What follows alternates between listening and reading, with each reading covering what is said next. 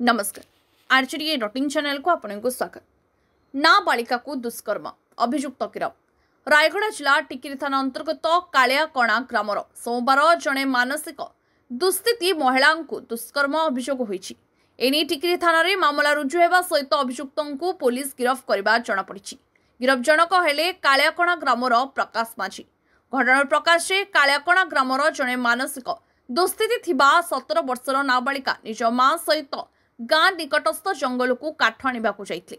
ए समय उक्त ग्रामर युवक प्रकाश नाबालिका भुआ बुलाई एक कुआड़े नहीं दुष्कर्म करते। तेज उक्त समय नाबालिका मां पहुंची झील को उद्धार करने सहित थाना लिखित अभियोग करते। मंगलवार पुलिस नाबालिका को रायगढ़ जिला मुख्य चिकित्सालय को आनी डाक्तरी माइना कर सूचना मिली। तेज नाबालिका को जिला मुख्य चिकित्सालय को डाक्तरी माइना आनिबा परे सेठारे डाक्तरी माइना 2 दिन समय लागिबो बोली डाक्तर प्रथमे कहितबा पीड़ितांकर मां सूचना देथिले। तेबे परवर्ती समय डाक्तरी माइना करथिबा जणा पड़िछि।